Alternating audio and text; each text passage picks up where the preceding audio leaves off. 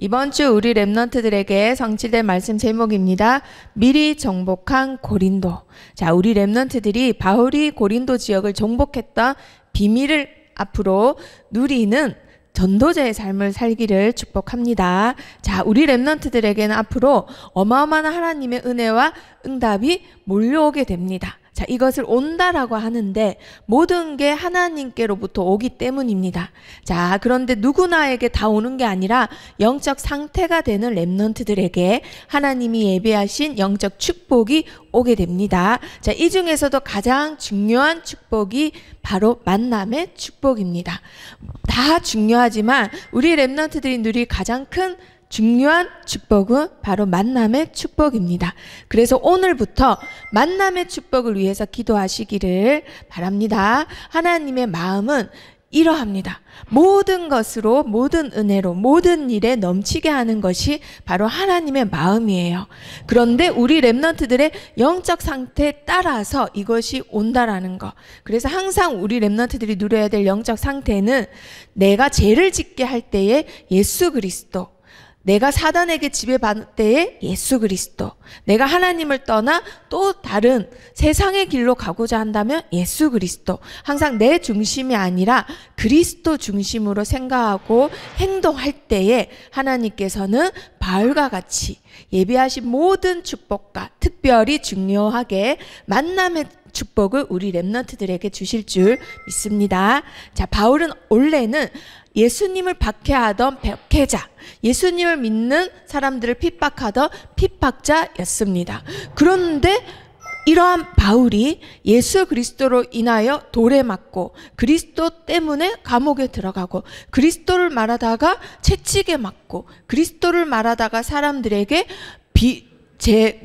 야유와 그리고 손가락질을 받는 일을 당했습니다. 그리고 여러 번 죽을 고비에도 이제 겪었던 사람, 이 사람이 훗날 이러한 고백을 합니다. 나는 사도 중에 가장 작은 자라. 하나님의 교회를 박해했고 사도라 부름받기에 부끄러운 자다라고 고백을 합니다. 하지만 내가 나 된 것은 하나님의 은혜로 된 것이다. 오직 나와 함께 하신 하나님의 은혜다라고 고백을 합니다. 자, 여기서 우리 랩런트들이 이제부터 이러한 기도 제목을 가지고 매일매일 아침마다 일어나면은 기도하시는 거예요. 하나님, 나에게 하나님의 은혜가 있는 자와 만남의 축복을 주세요. 하나님과 함께하는 자와 만남의 축복을 주세요.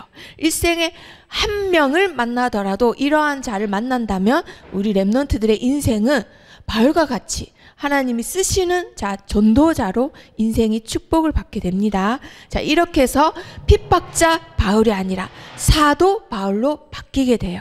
그리고 그리스도로 죽게 됩니다. 자, 그러면 이 바울이 어떻게 해서 고린도 지역을 점령했는지 한번 보도록 합니다.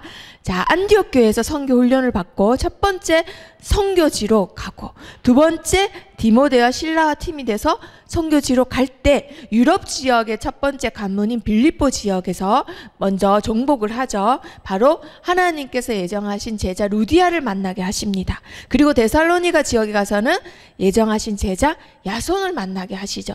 그리고 나서는 도망을 간 곳이 바로 우상이 심한 고린도라는 지역을 갔는데 이 지역에 가자마자 하나님께서는 미리 예정하신 바로 초대교회에서 오순절날 바람 같은 불 같은 강한 바람이 임할 때에 로마에서 온 나그네 유대교에 들어온 사람 바로 브리스길라 아굴라 부부가 하나님께서 이때부터 준비를 시키세요.